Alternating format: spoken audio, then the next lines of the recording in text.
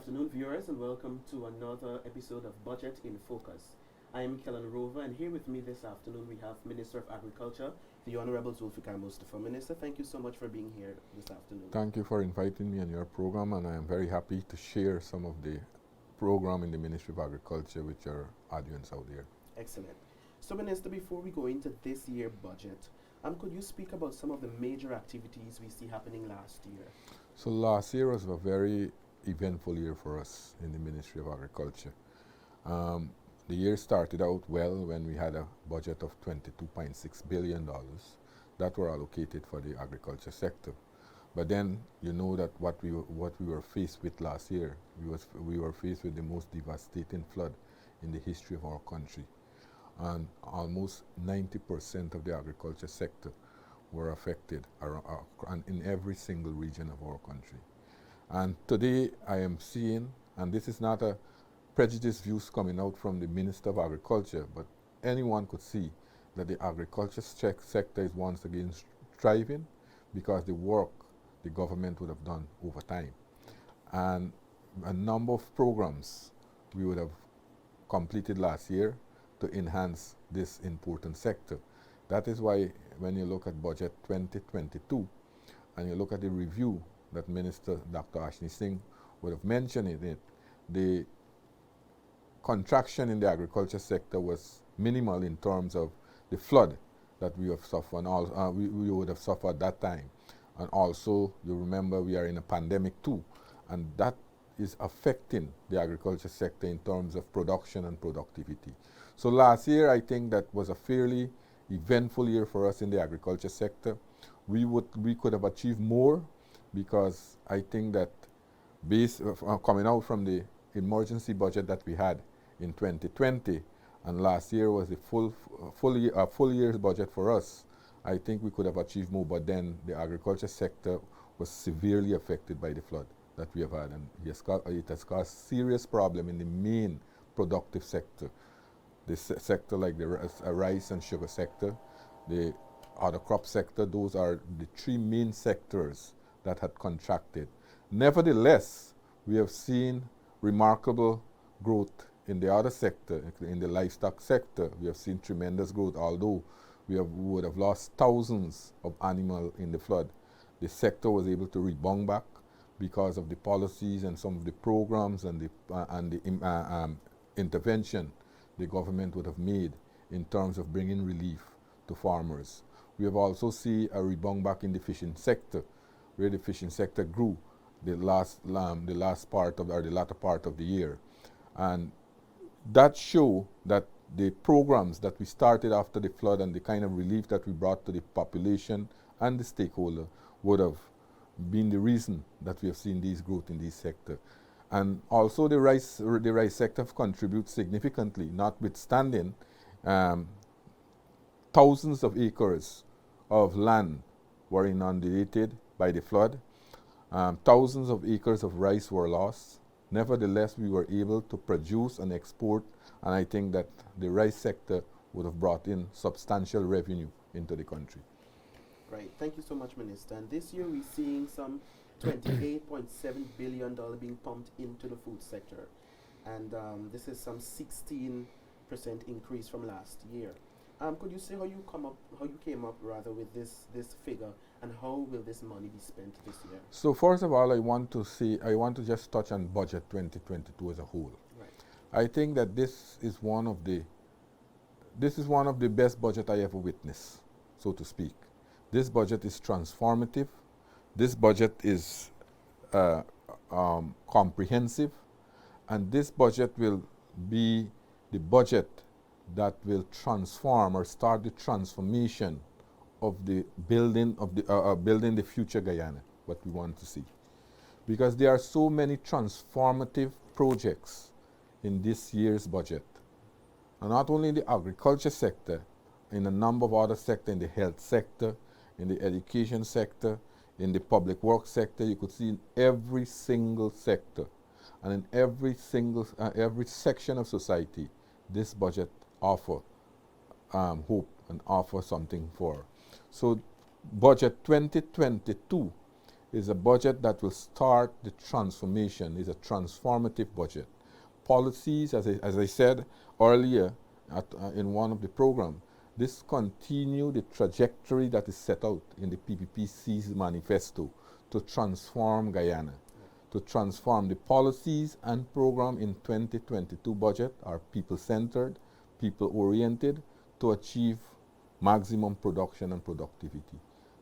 So budget 2022 is a comprehensive package, a transformative package that will impact on people's life. And when you look at the budget and you look at the number of sectors and you look at some of the intervention that government will be making in 2022, I think that this will help the standard of living of Guyanese to improve a lot for this year. Now, coming back to the agriculture sector is one of the most important sectors for us in the country. Although we are, as I have been saying this at a number of forums across the country, although we are now an emerging island gas producing country, and we depend that a lot of revenue will be coming in from this sector. But this budget is not only about island gas. This budget is about building sectors and ensuring that we have a country that is resilient, a country that will depend not only on the island gas sector, but a country that will build a multi-sectorial approach. Right.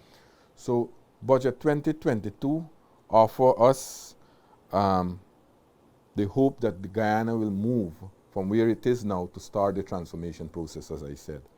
And as you rightly said, we have seen an increase over the last year's budget by 16%. That show that our government, the PPP civic government, we are taking and we recognize the importance of the agriculture sector. And not for one moment we will neglect this sector, because we know for a fact that this sector is important for us to ensure that we have food security, first of all nationally and then regionally. And today, when Guyana is playing that leading role in terms of driving the agri-food system in CARICOM, then agriculture for us in Guyana is very important. And I'm very happy as the Minister of Agriculture that we have had this allocation of $28.7 billion. Last year would have been 24.8 billion. This year it's $28.7 billion. So you've seen an increase of 16%. And from the time we assumed government in 2020, we have always seen an increased allocation to the agriculture sector. Unlike the previous government, the APNU AFC government, in 2019, their last budget in office, we have seen a decline of budget of the allocation that they allocated to the agriculture sector by about $3 billion from 2017 figure. So you could see which administration recognized the importance of these things. And as a government, we are working diligently with all stakeholders to improve this sector. As I said, we are not only going in the traditional areas, the traditional crop which we are consolidating, but we are also embarking now diversify. We are embarking on non-traditional crops. And then later on in your interview, I will talk about some of the non-traditional areas that we are embarking on. So I think that this year's figure, this year's allocation in the agriculture sector, we'll see that the agriculture sector will rebound, the agriculture sector will improve, and I think, and I'm very optimistic that the various sectors within the rice sector, the sugar sector, the other crop sector will have increased production and will have improved production and productivity in these areas. Thank you so much, Minister. Now, let's go into the subsectors. For instance, Gaisuku, we see that there is a $6 billion being pumped into Gaisuku this year to turn around operations there. Could you speak to some of the things that you have planned for the industry? Well, as a government, we will always recognize the importance of Gaisuku. As I have always been saying, that Gaisuku is not only about producing sugar. Gaisuku is an entity, we must look at Gaisuku as a national entity. Gaisuku plays so many important roles in our country. And like the previous government, when they were very they display tunnel vision, looking at Gaisuko as a primary producer of sugar alone and finish with it. And that is why they would have closed all these estates. They didn't look at the social impact. That is why, as a party, when we were in opposition, we said that they should conduct an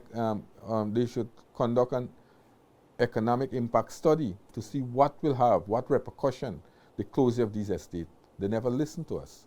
And we have seen places where these estates were situated, these factories were situated, places like Wales, Rose Hall, Enmore, Skeldon, those estates. We have seen the problems, the social problems in these areas.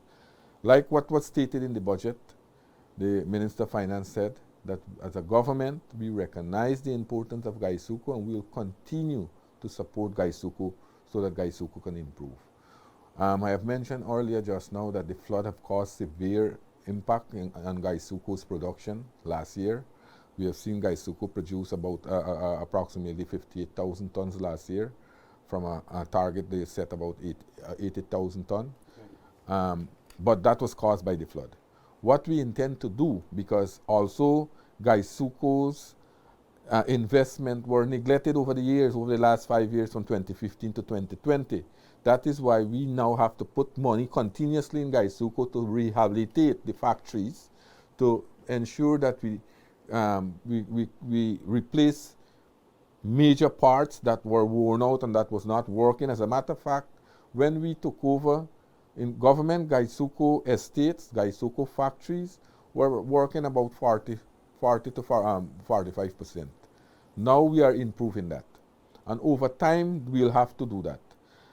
We'll have to also enhance the field, right? Crop husbandry in the field so that we can have better yield.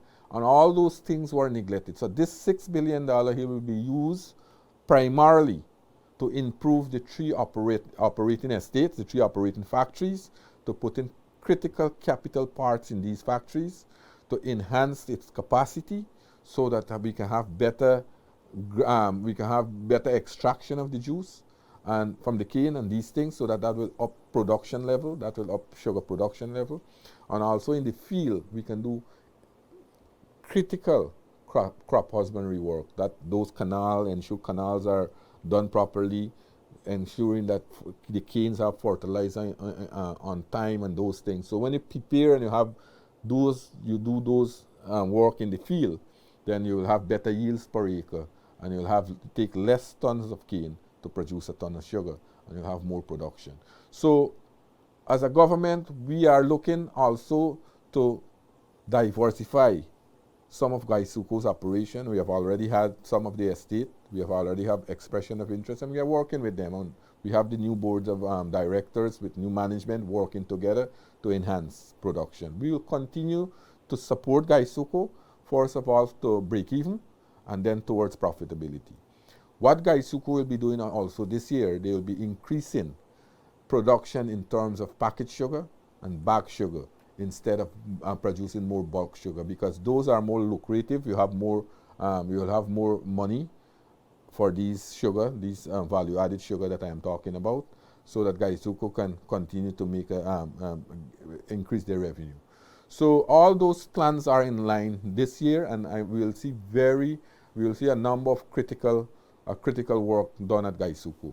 Also, I want to make this point that we would have seen or witnessed over 5,000 sugar workers that were dismissed by the previous government.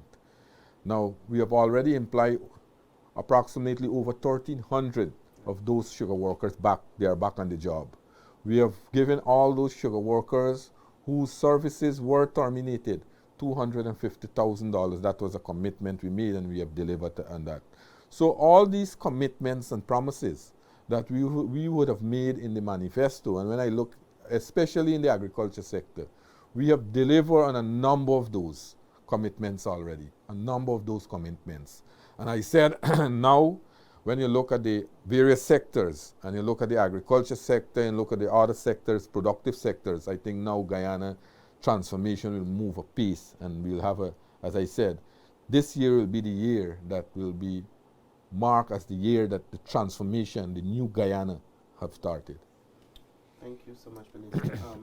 And moving ahead with production, we see that there is a large sum that was put aside for the corn and soybeans production.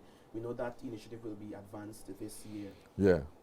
So that is a non-traditional crop. Right. And as a government, good governance, you always look at ways to improve as country standing.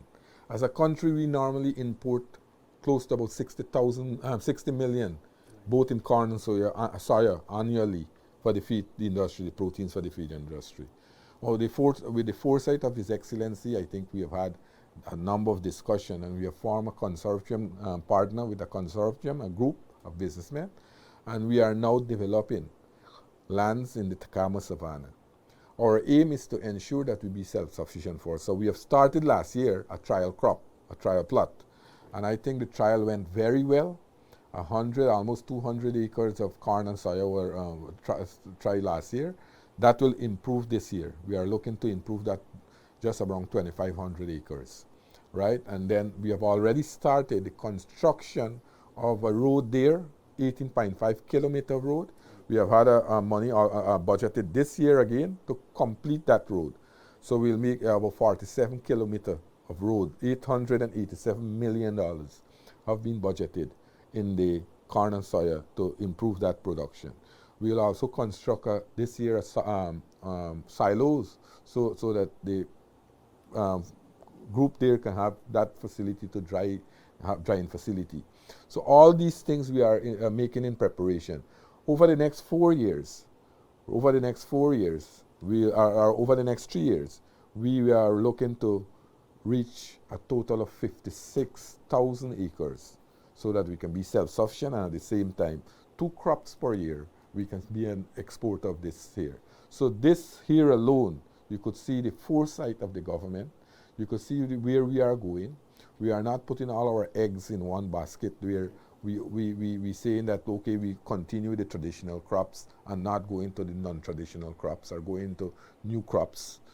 We as a government, we are looking at these crops to ensure that we continue to consolidate what we have and we embark on new crops.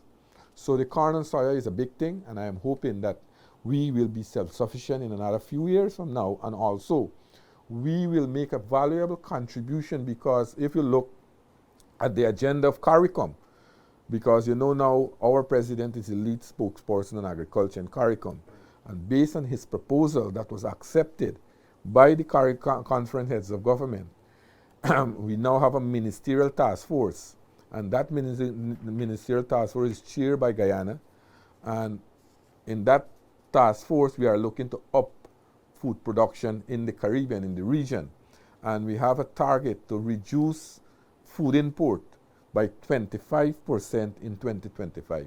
And as long if we want to achieve that target, then Guyana will have to play that important role.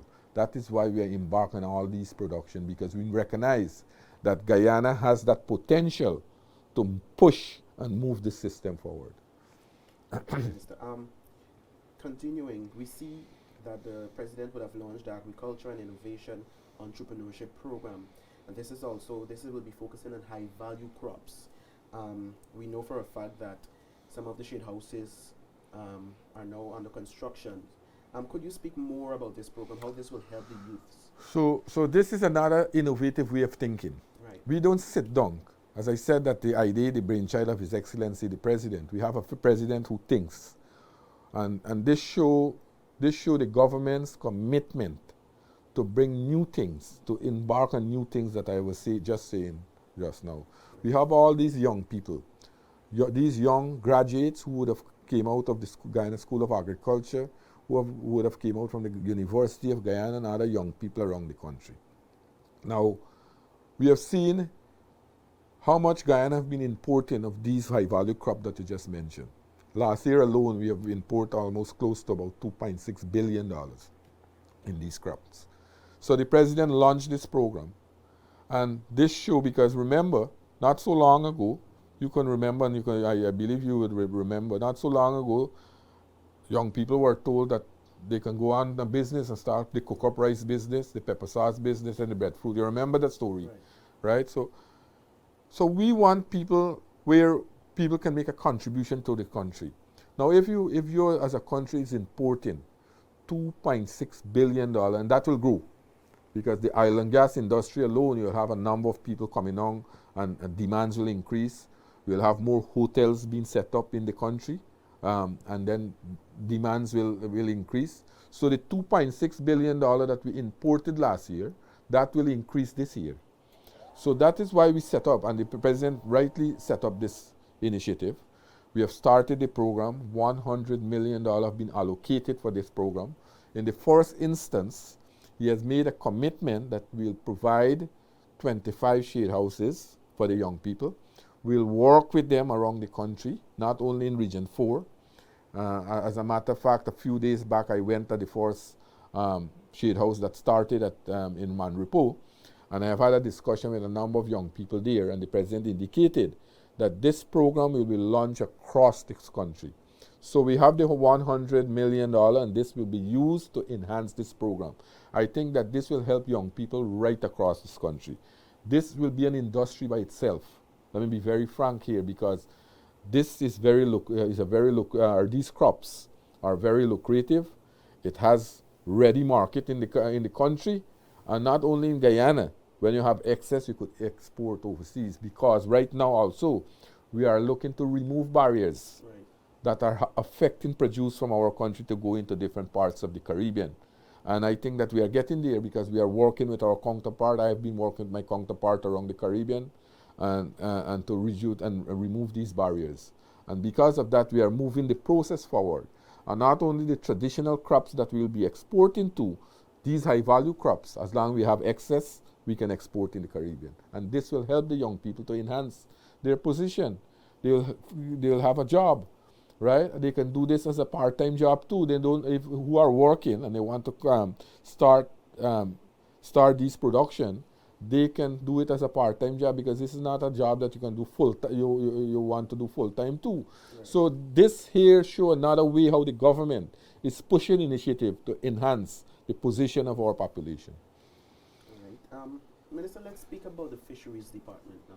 What are some of the initiatives that would be, some of the activities that you would have happened in the Fisheries Department for this year, and some of the major benefits for the Guyanese population? So the fishing industry, we have heard over the last few months that they were complaining that the catches are low, fishermen are not able to get the amount of catches, and so many of them would have already they are taking a long time to go back to sea, and because of this, many of them are suffering. And so that's a global.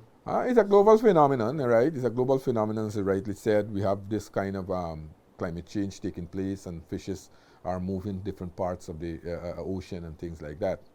But as a government, again, we are not sitting down waiting for things to happen. We are making things happen. First of all, last year we started a program. If we are having problem with our marine catches, we are looking also to develop our aquaculture industry. Now we have this year, we've started a program last year where the president set up an aquaculture committee, and yours truly is heading in that committee. We started a program with the brackish water shrimp in Region 6. We had the first phase, we had 70 shrimp farmers who had their pond there, subsistence pond. We worked with them, and we were able to develop 65 already of those 70 ponds. Now the immediate target was to increase production from 250 kilogram to 500 kilogram. I think we have already achieved that. Yeah. I think we have already achieved that. Now the next phase is to complete another 70, right? And that we have $235 million in the budget this year to continue that program. That will provide critical support for the rural population in those communities. Already we are seeing the effect in those areas where we see production level have increased tremendously. If you go to the markets where those shrimps are selling, now you see in the morning you have large production coming out. You have a ready market for it already, and now we are seeing that some large farmers want to put in start processing plants, right? So that they can now get ready market, these farmers. We have already seen that a number of people have already been employed, right, in these areas. This will continue. This will continue, and this year we'll continue to increase the number of ponds. We'll continue to ensure that we give the kind of critical support in terms of infrastructural development. So I am very, very optimistic that production level this year will surpass far above the 500,000 kilogram that we talk about. And I think that will increase tremendously. In the marine fishing industry, we have seen the low catches, but we are not saying that we will not do anything. We have seen $200 million have been allocated, and what we are doing now, we will be doing a new thing. We will start the marine cage, right? We'll help fisher folks with marine cage, and that's a very, very lucrative job around the world. When you look at the basic calculation, a marine cage could earn annually minimum $8 million. $8 million. So we'll be starting that this year. I'll be having discussions shortly with the fisher folks around the country. The president have already indicated his intention. As a matter of fact, he publicly stated that we'll start it this year. We are looking now to source these cage. We will continue the discussion through the Fisheries Department, and we'll have $200 million allocated for the fishing. This will enhance our fishing industry, whilst at the same time we are seeing improvement in the catches. In the last half of the year, we have seen improvement, and we are working with all the stakeholders to improve and increase production in this industry. This is very, very important for us, because over the years we have seen the fishing industry, the important role the fishing industry played in our country. Although it's bringing in foreign exchange, foreign revenue, it's the cheapest form of proteins for our population too. So we'll continue to make investment in the fishing industry, and these initiatives that we'll start this year will enhance the fishing industry and also benefit the fishing folks and the stakeholder in the fishing industry. Right, and might I add, Minister, the President also stated too that even to persons living in the hinterland communities. Yes, well, we're talking about the aquaculture, so we'll continue to do that, and as long as you got those areas that you rightly talk about, the rivers in the hinterland areas, the water running, we'll have these marine cage in those areas too, and that will enhance people's life across the country.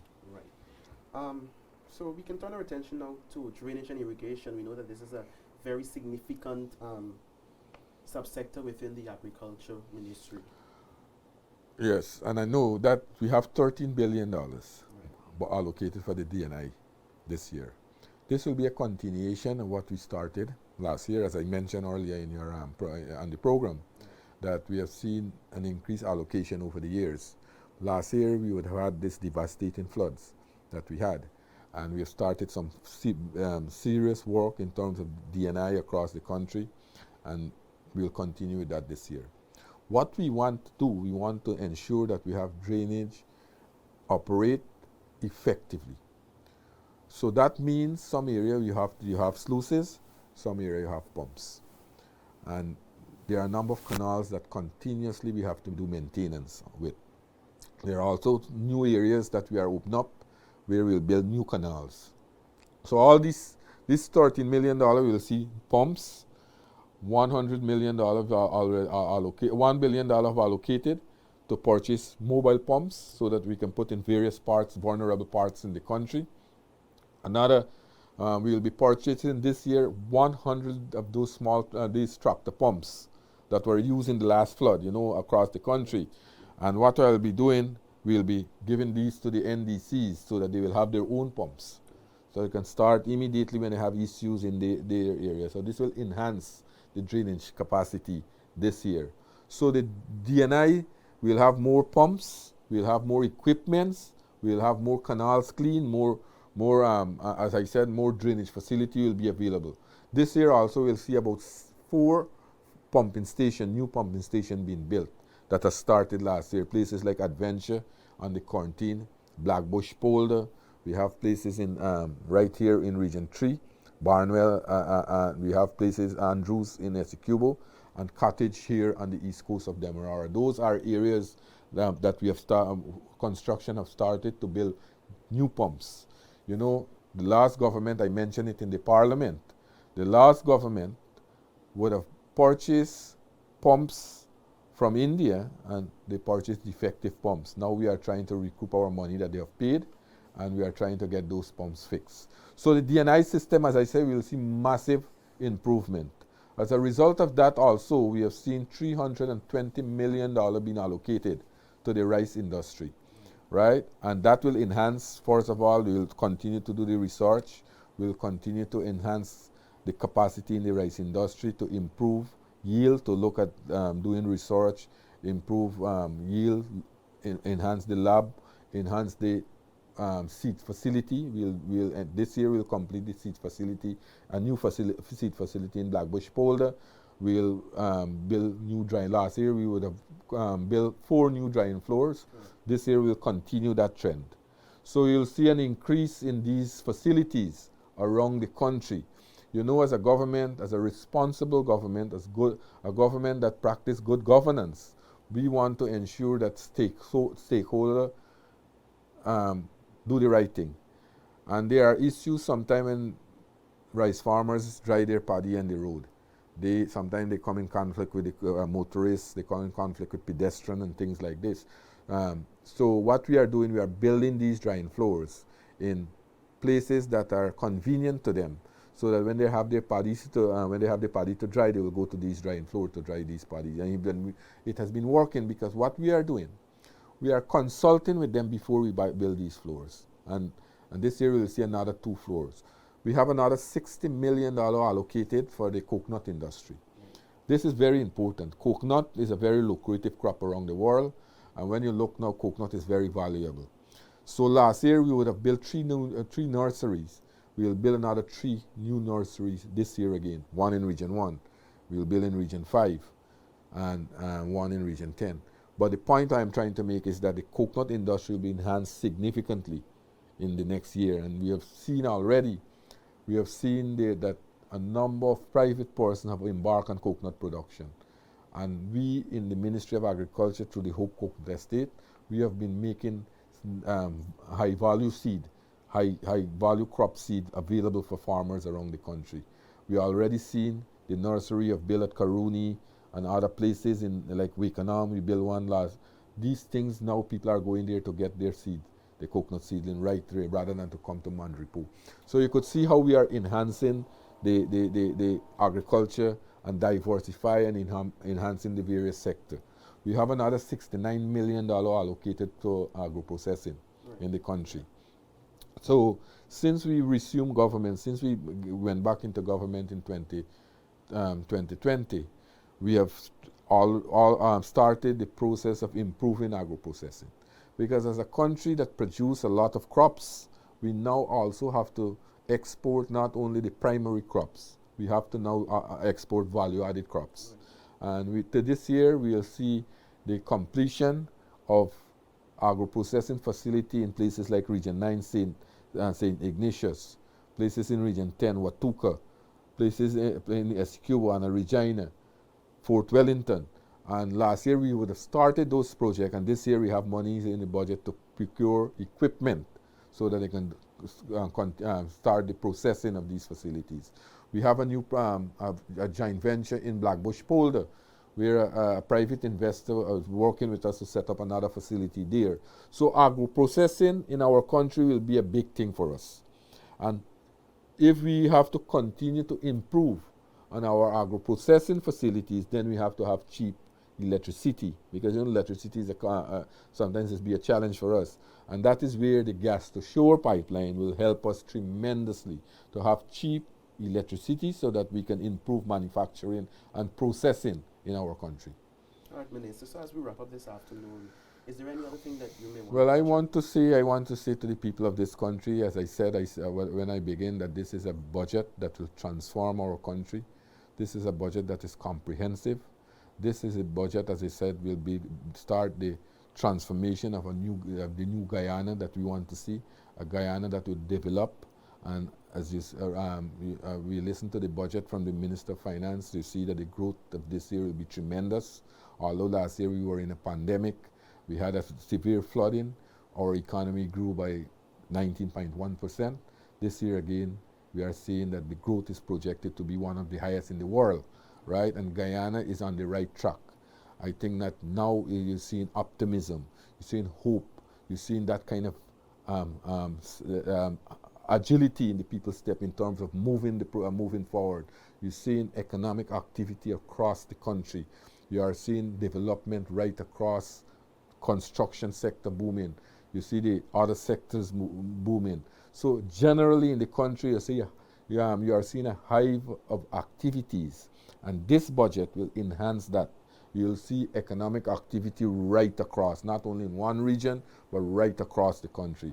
You'll see some of the sector will start to move tremendously aggressively to enhance the life of people. And this government, the PPP civic government, our aims, our objective is to ensure that we improve the lives of our people. And the commitments and promises that we have made in our manifesto, we are delivering on it. And you could see, I could go through, we have seen an increase in old age pension, we have seen an increase in the public assistance, we have seen an increase in the school uniform voucher, we have seen an increase in the Because We Care program. All those things help people and bring in disposable income in the hands of people across the country. So this year will be a very exciting year. As I said, this year will be the year of the transformation process that will move Guyana to the future.